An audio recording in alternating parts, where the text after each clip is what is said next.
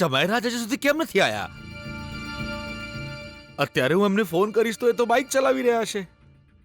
હવે શું કરું? થોડીવાર પહેલા તમે મારા પર બૂમો પાડતા હતા. હવે જુઓ, હજુ સુધી જમાઈરાજ આવ્યા નથી. એનો અર્થ શું થયો કહો તો? એમને આ લગ્ન કરવાની ઈચ્છા જ નથી. એટલે જ મંગળસૂત્રનું બહાનું કરીને પાછા આવ્યા જ નહીં. અરે તારી બકવાસ બંધ કર સુશીલા. મને ચૂપ કરાવવાથી કંઈ જ નહીં થાય. આ જ સત્ય છે. ભલે ગમે તે હોય, એની થવાવાળી પત્નીના મનમાં કોઈ બીજા માટે પ્રેમ છે એ ખબર પડે પછી લગ્ન કરે? મનમોહનનું પણ એવું જ છે. એટલે જ મંગળસૂત્રનું બહાનું કરીને એ જતો રહ્યો. શરૂ કરી દીધી ને તારી બકવાસ વાતો તે. આજે મારી દીકરીના લગ્ન છે, નહીં તો તને ખબર પાડી દેતો. એમના મધુર અવાજમાં જમાઈરાજે હમણાં જ મને ફોન કર્યો કે હું મંગળસૂત્ર લઈને પહોંચી રહ્યો છું. બિચારા આવતી વખતે ગીતા માટે સાડી કે ઘરેણા ખરીદવા રોકાયા છે. કદાચ એટલે મોડું થઈ ગયું હોય. જો એવું કંઈ હોત તો એ તમને ફોન કરીને જાણ તો કરે ને. કરશે સુશીલા, એ ફોન કરશે. જો જો આ મારા જમાઈરાજનો ફોન આવી રહ્યો છે. બોલો જમાઈરાજ. હેલો પપ્પાજી, અહીંયા બહુ જ મોટી સમસ્યા ઊભી થઈ ગઈ છે. શું થયું બેટા?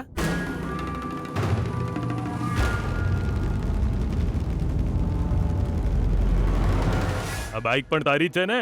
હા સર. અમને કમ્પ્લેન મળી છે તે આ બાઇકની ચોરી કરી છે અને મંગળસૂત્ર પણ તારી પાસે છે.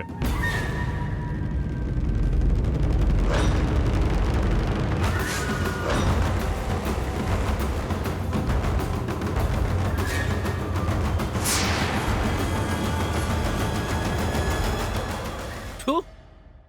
તમને ચોર સમજીને પોલીસ પકડી ગઈ છે? મેં કંઈ કર્યું નથી પપ્પાજી, તોય આ લોકો મને પકડીને અહીંયા લઈ આવ્યા ને બહુ જ માર્યો. પ્લીઝ પપ્પાજી, હું ચોર નથી, એમને કોને પપ્પાજી? જમાઈરાજ, તમે પહેલા જરા શાંત થઈ જાઓ. પોલીસને ફોન આપો, હું વાત કરું. લાવ. સારું પપ્પાજી.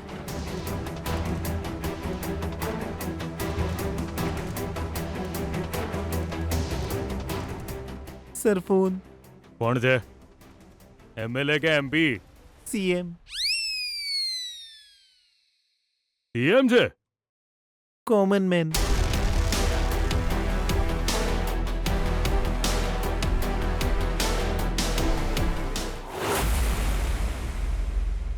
એ લગ્નને રોકવા માટે આનાથી વધારે હારો આઈડિયા મેં સાંભળ્યો નથી ભાઈ. આ એ કમાલ છે તું. કેવો લાગ્યો આઈડિયા? એ ક્યારેક ક્યારેક છોકરીઓનું દિમાગ પણ ચાલી જાય. એ આજે તે સાબિત કરી દીધું.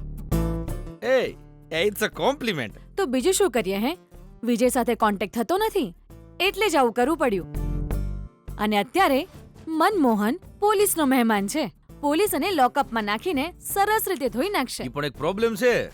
જો હકીકત જાણ્યા પછી પોલીસવાળા તને જેલ ભેગી કરી દેશે તો શું કરીશ બોલ? મારી ગીતાના પ્રેમ માટે હું જેલ જવા માટે પણ તૈયાર છું. મને કોઈ જ પ્રોબ્લેમ નથી. મને કોઈ ચિંતા નથી. તું આવી વાતો હું કરીશ ને તો મને પ્રેમ થઈ જશે. હો શું? એ તું જેલ જઈશ તે તો આપણો વિજય તને જેલમાંથી છોડાવી દેશે. ચિંતા ના કર એમ.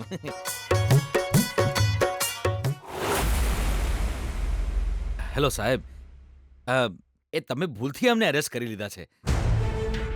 એ ચોર નથી. અરે એ તો મારા થવાવાળા જમાઈ છે. બહુ સારા માણસ છે. ચોરી કરે એવા સંસ્કાર નથી એમના. અરે બહુ સન્માનિત ફેમિલીમાંથી આવે છે. હું ગેરંટી લઉં છું સાહેબ, તમે છોડી દો ને એમને. જુઓ, અમે કારણ વિના નથી પકડ્યા એમને. મારી પાસે એમનો ફોટો છે. એમના વિરુદ્ધ કમ્પ્લેન પણ છે.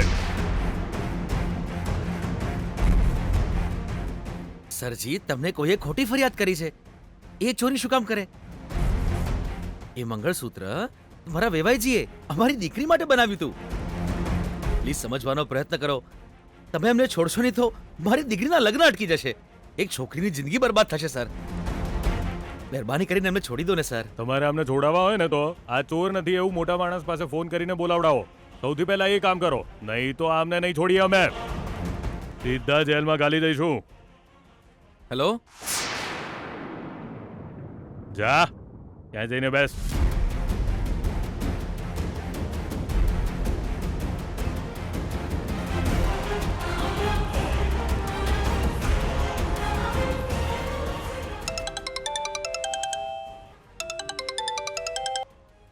હેલો.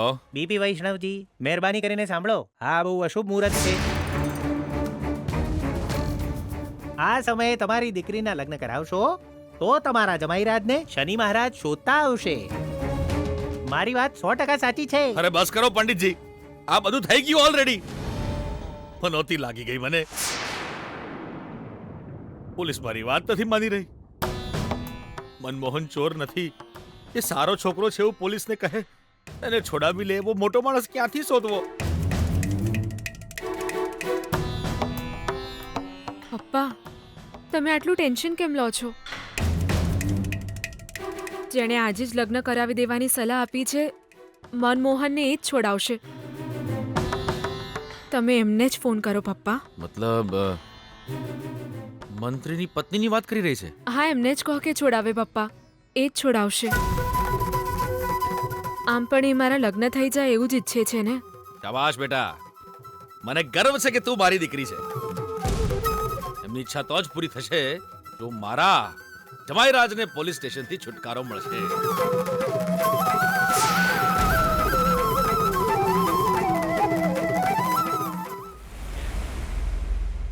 ઠીક છે મમ્મા, ઠીક છે મામા. આજે હું મારો મૂડ ખરાબ નહીં કરું, ઠીક છે ને? ગીતાને પણ ફોન નહીં કરું. આજે બધું જ ભૂલીને તમારી સાથે રહીશ, ઠીક છે ને? હું વાત છે ભોણાભાઈ. પણ તમારે બંને એક પ્રોમિસ કરવું પડશે. કેવું? પહેલા પ્રોમિસ તો કરો.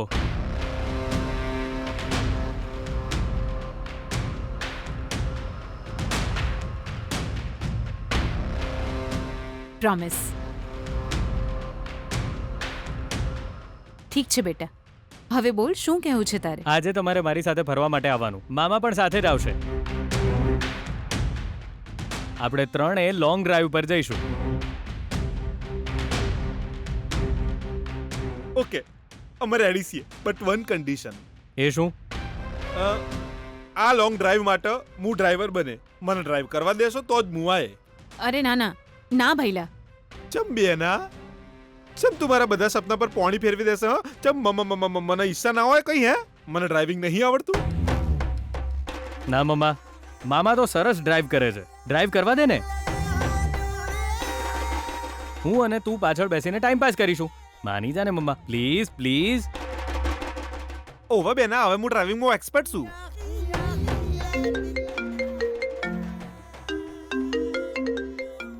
જોયું બેના, મારી અને વિજયની વાત સાચી પડી ને એટલે જ આ ઘંટડી વાગી. વાત કર.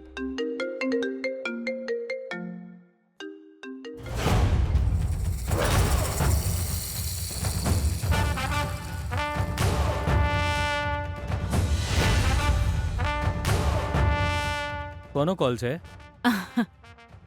મારા એક ફ્રેન્ડનો છે વિજય. 1 મિનિટ વાત કરીને આવું.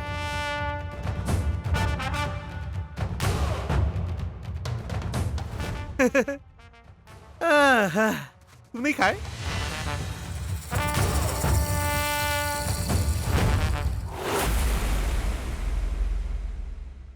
એ ગીતા, તું પાગલ થઈ ગઈ છે કે શું? પેલો મનમોહન પોલીસ સ્ટેશનમાં ફસાઈ ગયો છે એ સાંભળીને હું કેટલી ખુશ થઈ ગઈ હતી. પણ તે જ જઈને તારા પપ્પાને આઈડિયા આપ્યો એને છોડાવવા માટે. જો એ ત્યાં જ રહેત તો તારા લગ્ન અટકી જાત ને.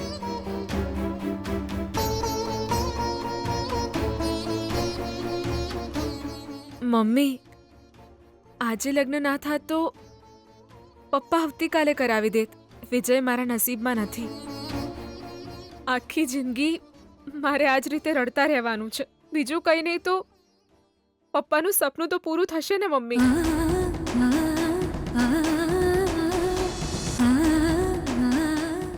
આજે લગ્ન રોકીને હું શું કરું મમ્મી? એમને એમની ઈચ્છા પ્રમાણે કરવા દે મમ્મી.